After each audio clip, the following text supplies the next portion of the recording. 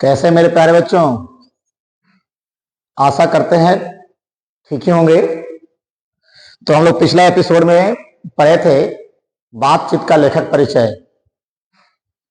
आशा करते होंगे कि अच्छा ही लगा होगा और उससे और ज्यादा बेहतर हम बना करके लाए हैं आप लोगों के लिए। बातचीत जो निबंध है वो निबंध का निचोड़ लेकर के आए हैं आप लोगों के सामने। वो निचोड़ को प्रस्तुत कर रहे हैं और ऐसे प्रस्तुत कर रहे हैं जैसे आपके दिमाग में प्रिंट कर देंगे। कभी याद करने का झंझट ही नहीं रहेगा, याद करने का झंझट ही खत्म कर देंगे हम। तो आइए अब हम लोग देखते हैं कि बातचीत का ये जो निबंध है वो निबंध में क्या बताया गया है। निबंध के मद्देनजर रखते हुए थोड़ा सा हम लोग लेखक का जो मुख्य पॉइंट है उस पर हम लोग चलेंगे। तो आइए, ये बातचीत ये क्या है, निबंध है। ये निबंध का निबंधकार कौन है? बालकृष्ण भट्ट, कक्षा 12 हिंदी। हम लोग बात करेंगे ये बालकृष्ण भट्ट को कहा क्या जाता है, तो आधुनिक हिंदी निबंध का जनक कहा जाता है। क्या कहा जाता है मेरे प्यारे बच्चों? आधुनिक हिंदी निबंध का जनक कहा जाता है। आधुनिक हिंदी निबंध का इन्हें जनक कहा जाता है। तो आधुनिक हिंदी निबंध का जनक इन्हें कहा जाता है। अगर कोई हमसे पूछे तो हम लोग क्या जवाब देंगे? आधुनिक हिंदी निबंध का जनक बालकृष्ण भट्ट को कहा जाता है। और अगर हम लोग बात करें तो सर इसमें और क्या बताया गया है, तो और बताया गया है कि बालकृष्ण भट्ट हिंदी साहित्य के प्रारंभिक निबंधकार, पत्रकार और समाज सुधारक थे। ये क्या थे? हिंदी साहित्य के प्रारंभिक पत्रकार, निबंधकार और समाज सुधारक थे। इसके बाद अगर पूछेगा इनका जन्म कब हुआ था, तो जन्म के बारे में बात करेंगे तो जन्म हुआ था 23 जून 1844 ईस्वी को। 23 जून 1844 ईस्वी को। जन्म स्थान प्रयागराज, इलाहाबाद, उत्तर प्रदेश। कहां बताया गया? प्रयागराज, इलाहाबाद, उत्तर प्रदेश। उसके बाद इनका निधन कब हो गया था? 20 जुलाई 1914 ईस्वी को। 20 जुलाई 1914 ईस्वी को इनका निधन हो गया था। उसके बाद कहते हैं उन्होंने सरल, तर्कपूर्ण और विचार प्रधान लेखन के माध्यम से हिंदी गद्य को नई दिशा देने का काम किया था। इन्होंने हिंदी के क्षेत्र में एक नई दिशा, एक नई राह देने का काम किया इन्होंने, जिसके कारण आज इनकी पहचान बनी। आगे की हम लोग देखते हैं। आगे की हम जब बात करेंगे तो आगे की यही चीज है, इनका जन्म के बारे में हम बात करेंगे तो जन्म 23 जून 1844, मृत्यु 20 जुलाई 1914। पूछेगा ये किस युग के प्रसिद्ध निबंधकार थे, तो भारतेंदु युग के। कौन युग के बताइएगा? भारतेंदु युग के। याद रखिएगा, कौन युग के बताइएगा? भारतेंदु युग के ये प्रसिद्ध निबंधकार रहे थे। उसके बाद अगर पूछेगा ये किस काल के थे, तो हम लोग बोलेंगे आधुनिक हिंदी काल के। ऑब्जेक्टिव आएगा, बहुत जल्दी आएगा ऑब्जेक्टिव आप लोगों के सामने। तो हम लोग इस चीजों को थोड़ा सा बढ़िया से बारीकी से याद करेंगे। अगर पूछेगा कि ये किस काल के एक कवि थे, लेखक थे या निबंधकार थे, तो हम लोग बोलेंगे आधुनिक हिंदी। उसके बाद ये आधुनिक हिंदी के आलोचना के रूप में भी इन्हें क्या किया जाता है? जाना जाता है। आधुनिक हिंदी के आलोचना के रूप में अगर कहेगा किन्हें जाना जाता है, तो हम लोग बात करेंगे कि आधुनिक हिंदी के आलोचना के रूप में, हम आलोचना करने वाले के रूप में अगर हम जानेंगे तो जानेंगे किन्हें? बालकृष्ण भट्ट को जानेंगे। और यदि हम लोग विशेष बात करते हैं तो और आगे की बात करेंगे हम लोग। पूछेगा इनका निधन कब हो गया था? 1914 में। 1914 में, जिस समय हम लोग प्रथम विश्व युद्ध की लड़ाई का आरंभ कर चुके थे। उसके बाद हम लोग बात करते हैं आगे की, हम लोग बात करेंगे डायरेक्ट निबंध पे आते हैं हम लोग। अब निबंध में है क्या, तो निबंध में सबसे बड़ा चीज है कि छोटे छोटे पॉइंट को आप लोगों को ध्यान देना है। छोटे छोटे पॉइंट को ध्यान देना है। और यहां पे सबसे बड़ा चीज जो आया वो आया वाक शक्ति। आपके बुक के पहला पेज पे जो है ना, उस पे साफ शब्दों में लिखा हुआ है कि अगर वाक शक्ति ना होता तो इंसान मानो एक लूंज पुंज सा एक कोने में बैठा दिया गया होता और दूसरे इंद्रियों से जो भी कुछ उसे सुख दुख का अनुभव होता, उसे वाक शक्ति के अभाव होने के कारण उसे एक दूसरे से कह सुन नहीं सकता, एक दूसरे से वह शेयर नहीं कर सकता। यहां पे एक सबसे बड़ा मुद्दा है मेरे प्यारे बच्चों, वाक शक्ति है क्या? तो वाक शक्ति का मतलब ही होता है बोलने की शक्ति। वाक शक्ति का मतलब क्या होता है? बोलने की शक्ति। ये वाक शक्ति जो है ये किसके द्वारा वरदान में दिया गया है? ईश्वर के द्वारा।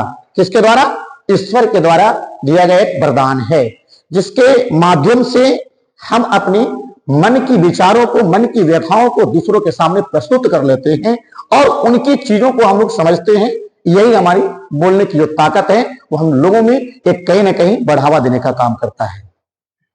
उसके बाद अगर कोई पूछे कि वाक शक्ति क्या है, तो बोलेंगे ईश्वर का अनमोल वरदान है।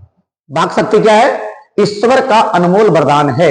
उसके बाद कहेंगे अगर वाक शक्ति नहीं होती तो सृष्टि कैसी प्रतीत होती, तो हम बोलेंगे वाक शक्ति के बिना सृष्टि गूंगी प्रतीत होती। कैसी प्रतीत होती? गूंगी प्रतीत होती सृष्टि हम लोगों का। वाक शक्ति के बिना सृष्टि कैसा प्रतीत होता मेरे प्यारे बच्चों? गूंगी प्रतीत होती। उसके बाद वाक शक्ति के द्वारा हम लोग करते क्या है, तो बोलेंगे वाक शक्ति के द्वारा हम लोग सुख दुख का साझा अनुभव करते हैं। वाक शक्ति के द्वारा क्या करते हैं? सुख दुख का साझा अनुभव करते हैं। अभी तक हम लोग जो पढ़े उसमें सीखे क्या? तो अभी तक हम लोग जो पढ़े ये निबंध के निचोड़ में हम लोग सीखें कि वाक शक्ति क्या है, तो बोलेंगे वाक शक्ति बोलने की शक्ति को कहा जाता है। वाक शक्ति नहीं होता तो क्या होता, तो बोलते वाक शक्ति नहीं होता तो सृष्टि गूंगी प्रतीत होती। आगे की बात करते हैं वाक शक्ति क्या है, तो ईश्वर का दिया हुआ अनमोल वरदान है। उसके बाद हम लोग आगे बात करेंगे वाक शक्ति और भाषण में। अगर यहां पे बात करने आया है तो बातचीत और भाषण में थोड़ा सा डिफरेंट दिखाई दिया है। यहां पे एक भाषण दे रहे व्यक्ति दिखाई दिया है और यहां पे बातचीत कर रहे दो व्यक्ति दिखाई दिए हैं। इसमें से एक मेल और एक फीमेल दिखाई दे रहा है आप लोगों को। तो मेरे प्यारे बच्चों यहां पे अगर कहा जाए कि भाषण और बातचीत में दोनों में क्या अंतर है, तो हम लोग बोल सकते हैं कि भाषण में जो होता है ना, लेडी एंड जेंटलमैन की स्तुतियां होती है। नाज नखरा वक्ता को कहने का मौका, यानी बोलने वाले को नाज नखरा कहने का मौका मिल जाता है, जबकि बातचीत में यह सब कोई अवसर मिलता नहीं है। इस प्रकार से हम कह सकते हैं कि भाषण से या स्पीच, इसी को हम लोग बोल सकते हैं स्पीच से बातचीत का ढंग निराला होता है। कोई पूछे आप लोगों से कि स्पीच से किसका ढंग निराला होता है, तो हम बोलेंगे स्पीच से बातचीत का ढंग निराला होता है। समझ में आ गया पहले बच्चों? उसके बाद यहां पे क्या होते हैं, भाषण में क्या होते हैं, तो भाषण में होते हैं क्या कि हम अपने नाज नखरा करते हैं। जो बोलने वाला होता है, जो वक्ता होता है, वो नाज नखरा करता है और अगर वो नाज नखरा करता है तो श्रोता को अच्छा लगता है, तो श्रोता तालियां बजाता है। जबकि बातचीत में ऐसा कोई अवसर मिलता नहीं है। तो मेरे प्यारे बच्चों इसमें कहा जाता है कि बातचीत में हम लोग स्वाभाविक और सहज होते हैं और इसमें क्या करते हैं, इसका मुख्य उद्देश्य जो होता है मेरे प्यारे बच्चों, मन बहलाने का उद्देश्य होता है और इसमें ताली का मौका नहीं दिया जाता है। क्योंकि बातचीत में हम जब एक दूसरे से कनेक्ट होते हैं तो एक काफी क्लोज हो जाते हैं, जबकि भाषण में बोलने वाला वक्ता अलग और सुनने वाला श्रोता का माध्यम अलग बना हुआ रहता है। तो यहां से हम लोग क्या सीखे, यहां से हम लोग दो चीज सीखे। एक चीज सीखे कि बातचीत में जो होते हैं वो बातचीत जो होते हैं वो भाषण से बिल्कुल अलग है और इसमें नाज नखरा करने का मौका नहीं दिया जाता है। तो इस प्रकार से क्वेश्चन भी आते रहते हैं कि भाषण से किसका ढंग निराला होता है, तो हम लोग बोलेंगे किसका, बोलेंगे बातचीत का। किसका होता है? बातचीत का। पूछेगा लेडी एंड जेंटलमैन की स्तुति किसमें होती है, तो हम लोग बोलेंगे भाषण में होती है। किसमें होते हैं? भाषण में। उसके बाद अगर बात कहेगा तो भाषण में लेडी एंड जेंटलमैन की स्तुतियां होती है। उसके साथ ही साथ अगर पूछेगा कि नाज नखरा करने का मौका किसमें नहीं मिलता है, भाषण में, बातचीत में, ए और बी दोनों इनमें से कोई नहीं, तो हम लोग बोलेंगे नाज नखरा करने का जो अवसर है वो बातचीत में नहीं मिलता है। आगे का बात करते हैं कि बातचीत अगर घरेलू बातचीत का है, अगर घर में हम लोग बात करते हैं तो घरेलू बातचीत में जो होते हैं वो घरेलू बातचीत जो होता है वो मन रमाने का ढंग होता है। घरेलू बातचीत कैसा होता है प्यारे बच्चों? मन रमाने का ढंग होता है। मन रमाने का ढंग, मन रमाने का ढंग होता है। मन रमाने का क्या होता है प्यारे बच्चों? ढंग। तो अगर कोई पूछे कि घरेलू बातचीत कैसा होता है, तो हम बोलेंगे घरेलू बातचीत मन रमाने का ढंग होता है। तो यहां तक हम लोग वर्तमान समय में सीख चुके हैं। आगे की हम बात करेंगे तो बातचीत का महत्व के बारे में हम लोग समझेंगे कि बातचीत का महत्व क्या है। तो बातचीत के महत्व के बारे में अगर हम समझेंगे तो कहा जाता है कि बातचीत जो है वो जीवन के लिए अनिवार्य है। जीवन के लिए बातचीत क्या है? अनिवार्य है। खाने पीने की तरह यह भी जरूरी है। साथ ही साथ चित्त हल्का और स्वच्छ करने के लिए यह बेहद जरूरी है। और आगे की बात करें तो बातचीत से ही हमें परम आनंद की प्राप्ति होती है। अगर हम दुखी हैं, कुंठित है, तो बतिया लेते हैं तो मन क्या हो जाता है, हल्का हो जाता है। तो इस प्रकार से हम कह सकते हैं कि बातचीत परम आनंद प्राप्ति करने की एक माध्यम है। आगे का बात करते हैं, अगर बातचीत करते हैं तो बातचीत से क्या होता है, मन का मवाद और धुआं भाप बनकर उड़ जाते हैं। मन का मवाद और धुआं क्या होते हैं, भाप बनकर के उड़ जाते हैं। आगे हम लोग बढ़ते हैं,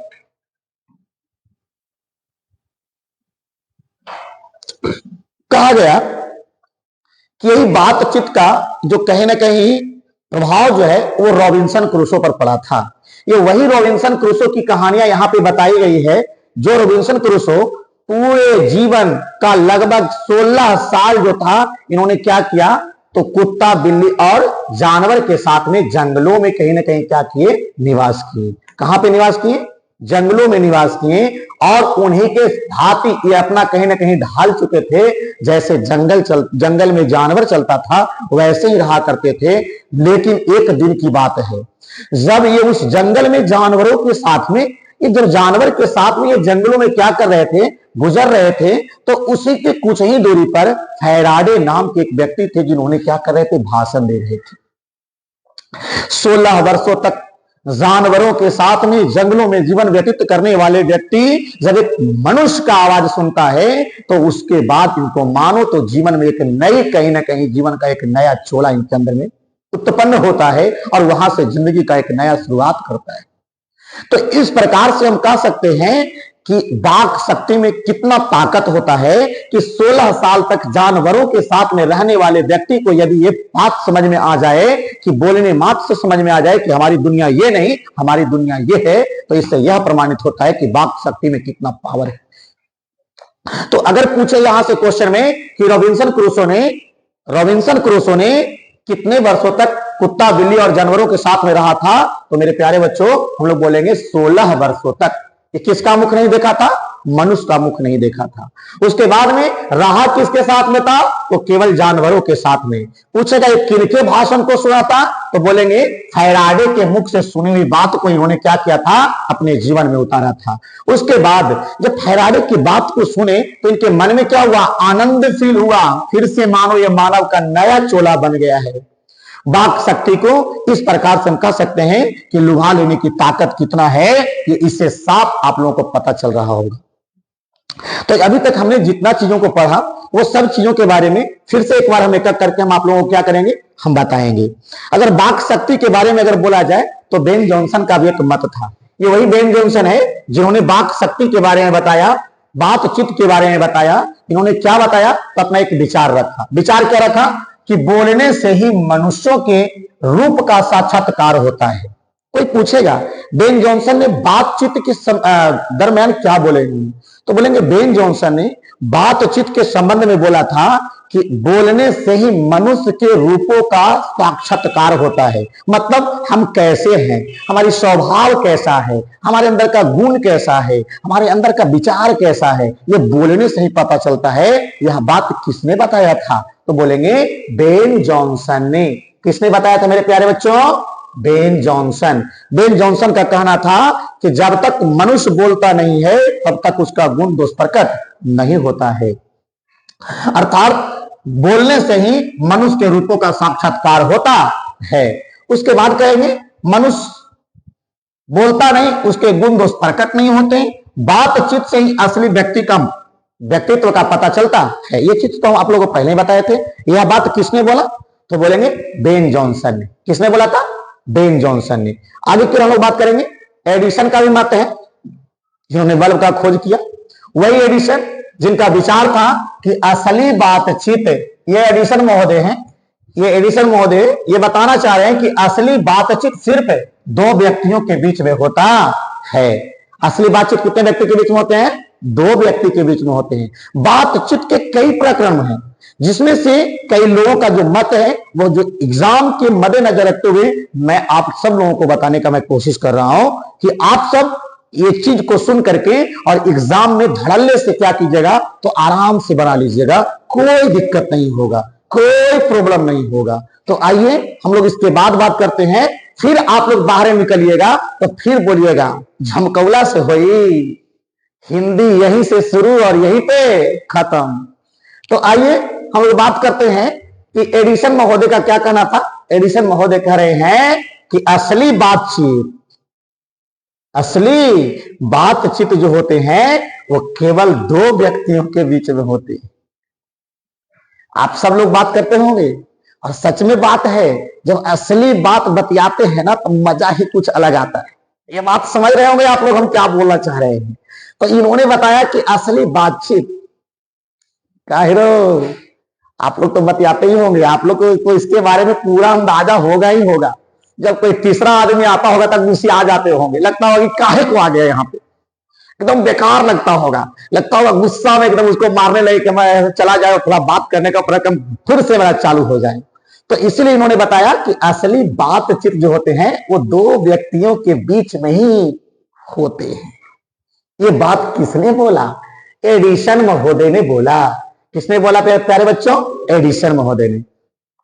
कहते हैं कि इसके बाद बताते हैं कि दो लोग अपना दिल खुलकर खोल पाते हैं। जब दो लोग आपस में आते हैं ना तो अपना दिल का जो कनेक्शन है ना वो खोल पाते हैं। और जब तीसरा आदमी आ जाता है ना तो ऐसे भी कहा जाता है, गांव घर में कहावत है, गांव घर में लोग कहा करते हैं कि 6 कानों में पड़ी हुई बात खुल जाती है। इसलिए 4 कान में सीमित रहता है और ये 4 कानों की बात जो है ना मन कहीं ना कहीं गदगद कर देने वाली होती है।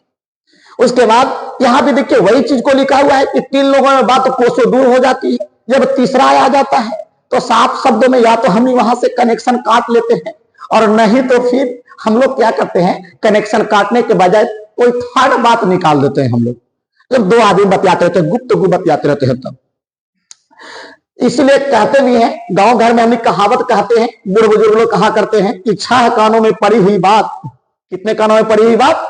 तो 6 कानों में पड़ी हुई बात जो है वो क्या होते हैं? खुल जाती है। 6 कानों में पड़ी हुई बात क्या हो जाते हैं मेरे प्यारे बच्चों? खुल जाते हैं।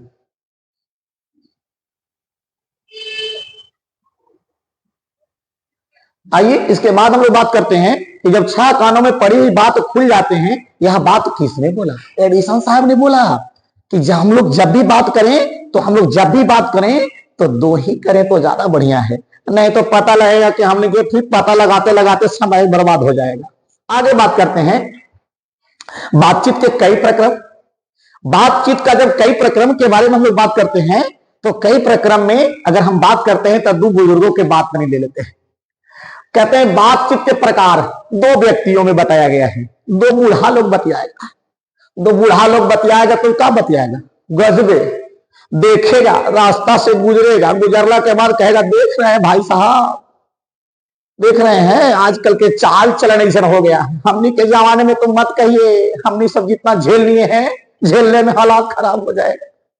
तो जो बूढ़े की जो बात होती है ना, अपनी जवानी की बात करेगा, अपने जमाने की बात निकालेगा। अगर पढ़ा लिखा है तो कर जुआन पर शेक्सपियर और मिल्टन नाचा करेगा, और थोड़ा सा नॉर्मल है तो आज के नौजवानों की निंदा करेगा और अपने जमाने की प्रशंसा करेगा, जिसमें 4 सही तो 10 झूठे होंगे। तो इसलिए कोई पूछे कि 2 बुजुर्ग लोग क्या बातचीत करते हैं, तो हम लोग बोलेंगे 2 बुजुर्गों की जो बातचीत होती है वो जमाने की शिकायत पर होती है। किस पर हुआ करती है? जमाने की शिकायत पर हुआ करती है। और जमाने की शिकायत में अगर बात करें तो क्या होती है, तो बाबा आदम के समय की कथाएं सुनाएंगे, अपने जमाने की कथा सुनाएंगे, और उसमें 4 सच तो 10 झूठे होंगे। अब 2 बाबा बतिया लिए हैं, देखिए बाबा बतिया रहे हैं से, ये 2 बाबा के बतियाने के बाद अगर हम बात करते हैं तो बाबा के बतियाने के बाद अगर हम बात करेंगे तो 2 मित्र की बातचीत क्या होती है ये भी हम आप लोग को बताएंगे। लेकिन अब पहले हम बाबा के बातचीत के बारे में आप लोगों को हम बता लेते हैं। तो आप लोगों से कोई पूछे कि बताइए 2 बुजुर्गों की बातचीत का प्रक्रम क्या होता है, क्या ऑब्जेक्टिव में आ सकता है कि किन लोगों की बातचीत आदम के जमाने की बातचीत होती है जिसमें 4 सच तो 10 झूठे होते हैं? तो बोलिए 2 बुढ़ाऊ लोगन के बातचीत, 2 बुजुर्ग लोगन के बातचीत, 2 बाबा लोगन के बातचीत में अपने जमाने की होंगी बातचीत, और आज के नौजवानों की निंदा करेंगे, कहेंगे देखे तो फलानवा के बेटवा के एगो हमनी के जमाना है जेकरा में गद्दा खा लिए, खेसारी के साग खा लिए और ताल ठोक के कहा मुंह छेंट के कि जवान पठानिया लगा ही की। और देखो आजकल के नौजवान के मोछ मुड़ई तो ऐनक में देख तो कि प्योर छक्का नियन लगे ही थी। तो ये केकर प्रकरण हुआ बाबू लोग, बाबा लोगन के। ये कौन ऐसे बतिया थे? तब बूढ़ा लोगन। तो जो बूढ़ा के बातचीत आप लोगों को हम बता दिए। उसके बाद अगर बात करेंगे तो दो मित्रों की बातचीत में सबसे उत्तम और प्रभावी होता है, जिसमें पूर्ण विश्वास और खुलापन, कोई औपचारिकता नहीं होती है। जब दो मित्र बतियाता है ना तो उसमें कोई औपचारिकता नहीं होती है। तो दो मित्रों की बातचीत भी आप लोग को हम बता दिए, दो बुजुर्गों की बातचीत भी हम आप लोगों को बता दिए। उसके बाद एक तो गजबे बहो, दो सहेलियन के बातचीत तो मत कहिए, अगर ऑब्जेक्टिव में आए तो धड़ल्ले से मारिए। दो सहेलियों की बातचीत, दो लड़कियों की बातचीत का जायका ही निराला होता है, एकदम रस भरी होता है। रस भरी बातचीत, एकदम काना फूसी बतियाएगी, और काना फूसी बतिया बतिया करके और मन में तनी मनी हंसी उसी के कुछ उम्मीद इतवा तो हल्का थोड़ा सा खाली मुस्कुरा देते। इस प्रकार से हमने सबका हम कि दो सहेलियों की जो बातचीत होता है वो कैसा होता है? दो सहेलियों के बातचीत का जायका ही निराला होता है, जायका ही निराला होता है। मेरे प्यारे बच्चों थोड़ा ध्यान दीजिएगा, है लोग बतियाएंगे कैसे से। है लोग के जब मौका मिलेगा ना तो अपने अपने में बुदबुदा के बतिया लेगी, और थोड़ा बहुत हंसी मजाक के बात करे के अलबत्त अपने में थोड़ा सा मुस्कुरा लेगी, पत्तों तक नहीं लगे कि कौन मामला पर बात हो रहा है। तो इसलिए हमने सब बात करेंगे कि दो सहेलियों की बातचीत में जायका ही निराला होता है, और विश्वास और खुलापन होता है। दोनों जब आपस में बतियाएगी ना तब विश्वास, बहुत जल्दी ट्रस्ट कर लेगी, और तुरंत भर में लड़ाइयों कर लेगी, कोई गारंटी नहीं समय है।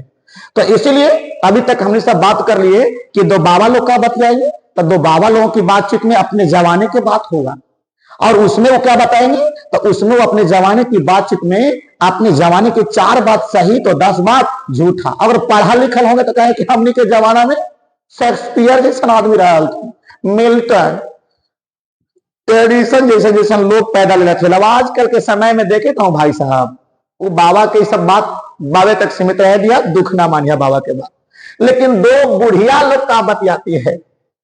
अगर बात दो बूढ़ी लोग को हम करेंगे तो दो बुढ़िया लोगों के बातचीत पता है क्या होता है से, ये सब एक जगह बैठ जाएगी, और बैठला के बाद अगर बहू बेटी वाली होगी तो जानते हैं क्या कहेगी? का बूढ़ी हाल चल ठीक बा ना?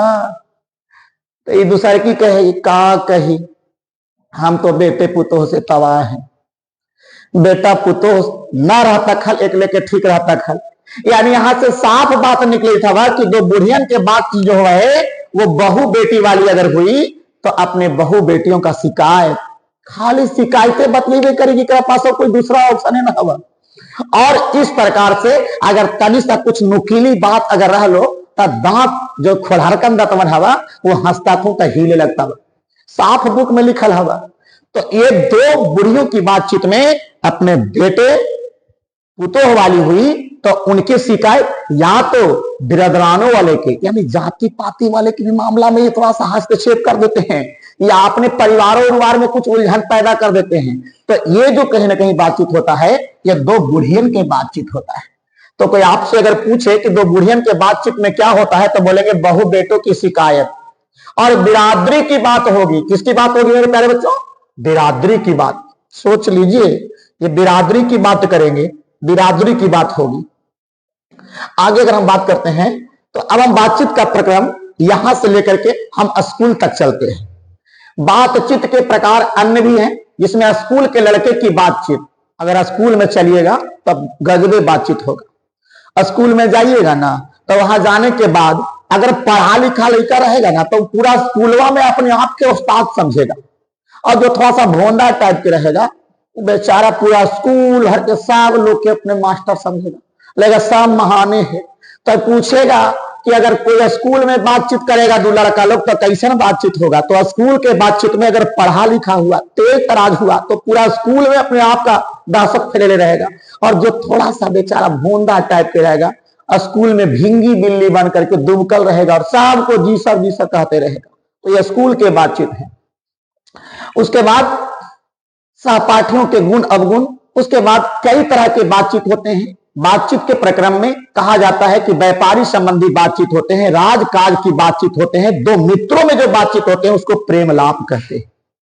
दो मित्रों के बात को हम लोग क्या कहेंगे प्यारे बच्चों? प्रेम लाप कहेंगे। अब यहां तक तो हम लोग बतियाए लिए हैं, लेकिन एक बाद हो बातचीत के कुछ और प्रकार है।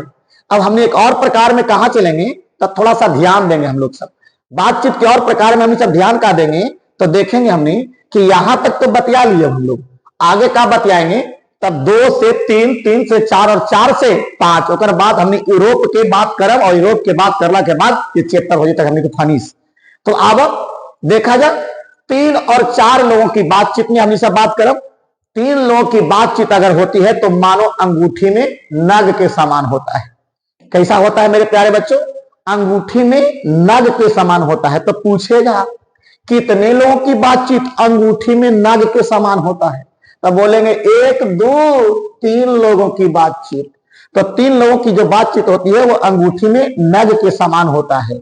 और मानो तीनों ऐसे बैठेगा जैसे तीनों तिकोना हो गया है, त्रिभुज के आकार में बैठ जाएगा, ट्रायंगल के रूप में बैठ जाएगा। और उसके बाद जब बातचीत का प्रक्रम होगा तो मानो अंगूठी में नग जैसा जड़ गया है। तो 3 लोगों की बातचीत में अंगूठी में नग के समान होता है। अगर हम बात करें 3 से अधिक में अगर चलते हैं मेरे प्यारे बच्चों, तो अगर हम बात करते हैं 4 लोगों की बातचीत, देख रहे हैं ना चारों मोहतरमा लोग बतिया रहे हैं, ये चारों बढ़िया से बैठ करके बातचीत का प्रक्रम छेड़ रहे हैं। तो 4 लोगों की बातचीत जो होती है ना उसको हम लोग बोलते हैं 4 लोगों की बातचीत फॉर्मेलिटी के लिए होता है। किसके लिए होता है मेरे प्यारे बच्चों? फॉर्मेलिटी के लिए होता है, जिसमें हम लोग कह सकते हैं कि इसमें हम लोग खुल करके बात नहीं कर पाते हैं, खुल करके बात नहीं कर पाते हैं। तो 4 लोगों की जो बातचीत होती है वो कहीं ना कहीं फॉर्मेलिटी के लिए होता है, जिसमें हम खुल करके बतियाते नहीं है। तो इसलिए हम लोग बोलेंगे 4 लोगों की बातचीत को बेतकल्लुफी की बातचीत बोलते हैं। आपके बुक में बेतकल्लुफी लिखा हुआ है, बेतकल्लुफी, बेतकल्लुफी है ना, यानी 4 लोगों की बातचीत जो है बेतकल्लुफी की बातचीत होती है। और 4 से अधिक लोगों की बातचीत को राम रमौला कहा जाता है। राम रमौला बातचीत जो होता है उसको संलाप में नहीं गिना जा सकता है। तो अभी तक हम लोगों ने क्या पढ़ा कि असली बातचीत कै व्यक्ति के बीच में होता है? 2 व्यक्ति, और 2 मित्रों में जो बातचीत होता है उसको प्रेमालाप कहते हैं।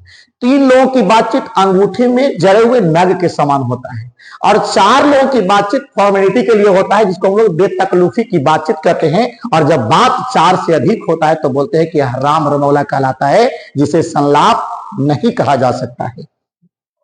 उसके बाद अब हम लोग बात करते हैं भारतीय परंपरा में शादी विवाह के अभी थोड़ा सीजन चालू होने वाला है, बच के रहिए न कहीं टिका ना जा शादी एग्जाम देने से पहले। तो अब हम सब भारतीय परंपरा के आदमी ही भाई, भारतीय हम लोग भारत के रहने वाले हैं, तो ये परंपरा तो मानते ही हम लोग हैं। ई वाला में तो गजबे पराक्रम हुआ, एकरा में तो मत कहा। अगर भारत में अगर कहा जाए तो अशिक्षित लोगों में अगर बातचीत कहा जाएगा कि 2 अशिक्षित लोगों में जो बातचीत होता है उसे क्या कहा जाता है? तो हम लोग बोलेंगे बात कही। 2 अशिक्षित लोग बतियाएगा और हमने बात कही कहेंगे। और ये बतकही का प्रक्रम मीडिएटर से चालू होता है, जरा हमें बिचौलिया बोलते हैं या अगुआ बोलते हैं हम लोग सब।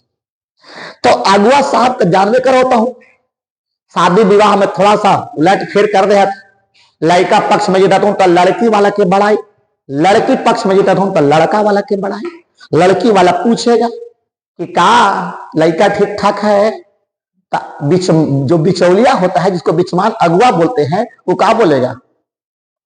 बोलेगा लड़का थोड़ा सा काला है लेकिन धन संपत्ति से आंधर व महाराज, तो हर बेटी जो तो वहां तो समझ राज करता है, राज समझ जा भाई लोग, ऐसा प्रक्रम न चले लगो न तो दिक्कत हवा। और जब लड़की पक्ष वाला के संतुष्टि कर देगा तब लड़का पक्ष के तरफ में जाएगा तो कहेगा कि महाराज 4 गो पुतो हो गई है, वैसा कोई न हवा, समझ पर घर के रौनक हवा, रौनक दमाइतवा ना तो समझ तो लक्ष्मी हवा, लक्ष्मी सुंदरता में कोई कमी न हवा, थोड़ा सा गरीब हवा, तिलक कम मिलतो लेकिन सुंदरता में कोई कमी नहीं। तो इस प्रकार से बिचौलिया दोनों के बातचीत को क्या करता है?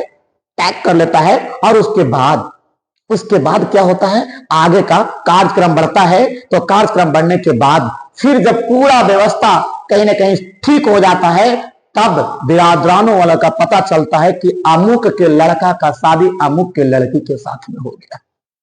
तो इस प्रकार से ये भी यहां पे भी एक बतकही का, एक बात करने का एक कहीं ना कहीं सिलसिला ही रहा। उसके बाद अगर हम बात करते हैं तो देखिए यहां पे साफ शब्दों में थोड़ा सा इसको पढ़ लेते हैं कि अशिक्षित लोगों में जो बातचीत होता है उसे बतकही कहा जाता है। लड़की लड़के वाले के बीच बातचीत होती है, इसमें बिचवाई जिसको मीडिएटर कहते हैं, मिडमैन कहते हैं, मिडिलमैन कहते हैं, कि अहम भूमिका होती है। विवाह संबंध पक्का करना होता है। रस्म बड़े उत्साह के साथ में होता है। यही वाला देख ही रहे होंगे रस्म, ये रस्म के देख करके तो मन गदगद हो ही रहा होगा, आप लोगों को लग रहा होगा कि जल्दी है बैंड बजे। तो इसके बाद अगर थोड़ा सा हम बात करेंगे कि सर इसके बाद की अगर बात करेंगे तो एक चीज जरा में छूटल हवा, जरा नाम हवा चंडू खाने की बातचीत। कहीं पे अगर होतवा तब भी कोई दिक्कत ना हवा और ना होतवा तब भी कोई दिक्कत ना हवा। तो चंडू खाने की बातचीत जरा कहा जाए शराबी वाला खाना, शराब खाना जहां शराबी लोग रहते हैं, शराब खाना में बातचीत के तो मत का भैया धजिया उड़ा देते। एक बोतल अंदर तो आयाम सिकंदर। तो इसीलिए कहा जाता है कि चंडू खाने की बातचीत कैसा होता है, तो बोलेंगे निराला। चंडू खाने की बातचीत कैसा होता है, तो निराला होता है। उसके बाद हम चलेंगे अंतिम एपिसोड पे, और अंतिम एपिसोड में हम इस बात करेंगे यूरोप में आर्ट ऑफ कन्वर्सेशन प्रचलित है। तो बोलेगा यूरोप के लोगों में क्या प्रचलित है, art of conversation. Art of conversation, art of conversation होते कैसे हैं, तो इसमें पढ़े लिखे लोगों का एक विद्वान मंडली होता है, और पढ़े लिखे लोग अपनी जब बातों की प्रक्रम को छेड़ता है तो कान को सुनने के बाद बहुत सुख का एहसास होता है। इसलिए हम कह सकते हैं कि यूरोप के लोगों में आर्ट ऑफ कन्वर्सेशन बहुत ही अत्यधिक पैमाने पर प्रचलन में है। इसे हम सुहद्र गोष्ठी भी कहते हैं। इसे क्या कहा जाता है, सुहद्र गोष्ठी भी कहा जाता है। तो पूछेगा कहां आर्ट ऑफ कन्वर्सेशन प्रचलित है, तो बोलेंगे यूरोप के लोगों में। आर्ट ऑफ कन्वर्सेशन के दूसरा नाम क्या है, तो बोलेंगे सुहद्र गोष्ठी। कहीं पे होगा मेरे प्यारे बच्चों, देखिए लिखा हुआ है सुहद्र गोष्ठी, इसी को कहा जाता है। क्या कहा जाता है, सुहद्र गोष्ठी। आगे अब हम बढ़ेंगे, एक में थोड़ा सा और हम बात करेंगे, थोड़ा सा बात 25 वर्ष से ऊपर के बातचीत, 25 वर्ष से ऊपर के बातचीत की अगर हम बात करेंगे किताबी भाषा में तो कहा जाता है सार गर्भित करने वाला होता है। 25 साल से ऊपर के बातचीत सार गर्भित करने वाला होता है।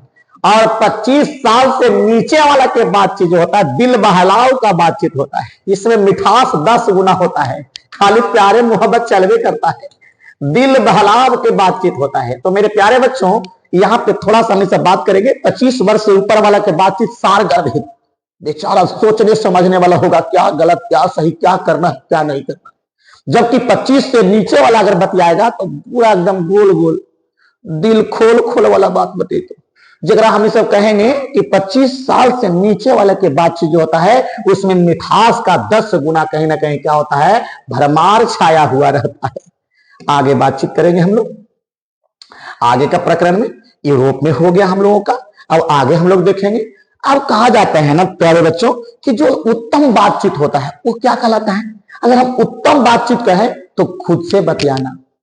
ये आज मोबाइल के जमाना चल गया है।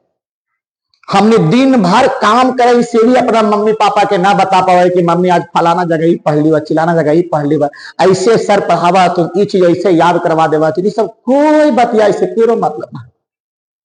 हमने सबके अगर टाइम मिलो तो पढ़े दिन भर पढ़े, और बाद घरे गलियो तो टाइम मिलो तो मोबाइल चला करके रील देख करके पूरा एकदम होनी बर्बाद हो गई। तो इसीलिए बाल कृष्ण भट्ट साहब कही थे कि अगर असली बातचीत या उत्तम बातचीत के कहल जाए तो वो बातचीत हुआ है खुद से बतियाए खातिर। अगर आदमी खुद से बतियाने लगे 10-15 मिनट अगर बतियाने लगे तो समझ जाओ कि उसके लिए वो अहोभाग्य है। और जब वो खुद से बतियाने लगेगा तो समझ जाइए उसका जीवन का एक नई सोच, एक नई दिशा, एक नई मंजिल तय होगा। लेकिन ये ऐसा किसी के पास है नहीं। आजकल के बाबू बड़का फोन लेकर करके और जब पढ़ाई लिखाई के एक ढकोसला बना करके और ओकर बाद फिका करता था, रात भर रील चलेता था, चैटिंग करता था, हेलो मेरे बाबू ने खाना खाया, यही सब चलता है। इसीलिए कहा जाता है कि जो असली बातचीत है, जो असली बतियाने की जो तरीका है, वो खुद से वार्तालाप कर लेना। जब इंसान खुद से वार्तालाप करता है तो उससे बढ़िया बातचीत हो ही नहीं सकता। इस प्रकार से कहे कि असली बातचीत क्या है, तो खुद से बात कर लेना ही उत्तम बातचीत का तरीका कहलाता है। और ये जीवा को थोड़ा सा बचा के रखिएगा। अगर ये जीवा और मन को काबू में कर लिए तो बड़े बड़े अजय शत्रु पर भी आप कहीं ना कहीं विजय प्राप्त कर लीजिएगा। क्योंकि रहीम जी साफ कह दिए हैं कि रहीमन जीवा बाबरी कह गयो सरगे पताल, आपू तो कह भीतर गयो जूती खात कपाल। अगर इसको बचा लीजिएगा ना तो आदमी बनल रहिएगा। अब इसको जहां मन जैसे मन तैसे अगर बक दीजिएगा ना तो समझिए लत्तम जुतम से कमी नहीं रहेगा। तो अंततोगत्वा हम सब कह के चलेंगे कि जो उत्तम बातचीत होता है वो खुद से बतिया लेना ही बातचीत का एक नए प्रक्रम होते हैं। अगर खुद से इंसान बतिया रहा है तो इससे बढ़िया बातचीत का और कोई तरीका नहीं रह सकता है। तो इसी प्रकार से बातचीत के संबंध में यहां पे कुछ मुख्य संदेश दिया गया है। कहा गया है कि बातचीत मनुष्यों को मानव बनाता है। अगर बातचीत करने का लहजा सही है तो आप एक अच्छे मानव बन सकते हैं, कोई दिक्कत नहीं है। यह सुख दुख का साझा करती है और आत्मविश्वास बढ़ाती है। क्या बढ़ाती है? आत्मविश्वास बढ़ाती है, जीवन को आनंदमय बनाती है और साथ ही साथ व्यक्ति को क्या करती है? प्रकट करती है, व्यक्तित्व को प्रकट करती है। यही है बातचीत का अंतिम संदेश। उसके बाद चलिए अब थोड़ा सा हम लोग अपने प्रक्रम में आ जाते हैं और थोड़ा सा एक बार हम लोग क्या कर लेते हैं, थोड़ा सा चर्चा कर लेते हैं। चर्चा क्या है? तो चर्चा यही है कि हमने थोड़ा सा अंततोगत्वा हम लोग बात कर लेते हैं। हुआ ये अलगे तंग कर रहा है हम सबके हो, तो अंत में थोड़ा सा हम सब देख लेंगे। सर बतियाए क्या? सर बतियाने के बाद अगर बात कराई जाए तो सर हमें सबसे पहला बातचीत के वाक शक्ति का शाब्दिक अर्थ क्या होता है? तो बोलेंगे वाक शक्ति का शाब्दिक अर्थ होता है बोलने की शक्ति। बोलने की शक्ति, बोलने की शक्ति, बोलने की शक्ति होता है। अगर कहा जाए कि सर ये वाक शक्ति तो हम लोग पता कर लिए सर, अगर वाक शक्ति नहीं होता तो सृष्टि कैसा होता? तो बोलते गूंगी होती। कैसी होती सृष्टि? गूंगी। सृष्टि गूंगी। बोलेगा असली बातचीत कितने व्यक्ति के बीच में? दो। कहेगा कि अच्छा एडिसन ने क्या कहा था? एडिसन ने कहा था कि जब तक मनुष्य बोलता नहीं है तब तक मनुष्य का गुण दुष्प्रकट नहीं होता है। अगर पूछे आप लोगों से बताइए बेन जॉनसन ने क्या कहा था? बेन जॉनसन ने एडिसन ने कहा था कि जब मनुष्य उत्तम जो बातचीत होता है सिर्फ दो व्यक्तियों के बीच में होते हैं, जबकि बेन जॉनसन का कहना था कि जब तक मनुष्य बोलता नहीं है तब तक गुण दोष उसका प्रकट नहीं होता है। पूछेगा उसके बाद तीन व्यक्तियों की बातचीत कैसी होती है? तो हम लोगों ने तीन व्यक्तियों की जो बातचीत होती है वह अंगूठी में मानो नख के समान होता है। चार व्यक्तियों की बातचीत कैसी होती है? तो बोलेंगे चार व्यक्तियों की बातचीत जो होता है वो बेतकल्लुफी की होती है। और चार से अधिक लोगों की बातचीत पूछेगा तो बोलेंगे राम रमौला होती है। कहेगा आप लोगों से कि बताइए रॉबिन्सन क्रूसो ने मनुष्यों का मुख कितना वर्षों तक नहीं देखा था? तो 16 वर्षों तक। किसके साथ में रहा करता था? तो कुत्ता बिलाई और जानवर के साथ में रहा करता था। आगे के बात पूछेगा मेरे प्यारे बच्चों। इतना ही नहीं बल्कि आगे का विशेष बात आपसे अगर पूछेगा कि जब इतना बात कंप्लीट कर ही लिए हैं तो बताइए कि रॉबिन्सन क्रूसो ने पहली बार किसका भाषण को सुना था? तो बोलेंगे फैराडे का। पूछेगा आर्ट ऑफ कन्वर्सेशन कहां प्रचलित है? तो बोलेंगे यूरोप के लोगों में। पूछेगा आर्ट ऑफ कन्वर्सेशन को और क्या कहा जाता है? तो बोलेंगे आर्ट ऑफ कन्वर्सेशन को दूसरा नाम है सुहद्र गोष्ठी। उसके साथ ही साथ अंत में पूछेगा 25 वर्ष से ऊपर वालों की बातचीत कैसी होती है? तो बोलेंगे सार गर्भित करने वाला। कहेगा 25 साल से नीचे की बातचीत कैसा होता है? तो दिल बहलाव की बातचीत होता है। उसके बाद पूछेगा सबसे उत्तम बातचीत क्या होता है? तो बोलेंगे उत्तम बातचीत जो होता है खुद से बात कर लेना उत्तम बातचीत होता है। अगर आगे पूछे आप लोगों से, इतना ही नहीं बल्कि आगे पूछे आप लोगों से कि उत्तम बातचीत के साथ में पूछेगा कि किन लोगों की बातचीत का जायका ही निराला होता है? तो हम लोग बोलेंगे दो सहेलियों की बातचीत। कहेगा किन लोगों की बातचीत में आज के नौजवानों की निंदा और अपने जमाने की प्रशंसा होती है? तो बोलेंगे दो बूढ़ों की बातचीत। पूछेगा इतना ही नहीं बल्कि पूछेगा किन लोगों की बातचीत में अपना बेटा पुतों की शिकायत पर हुआ करती है? तो बोलेंगे दो बूढ़ियों की बातचीत। और आज का क्लास इतना ही। धन्यवाद। जय हिंद।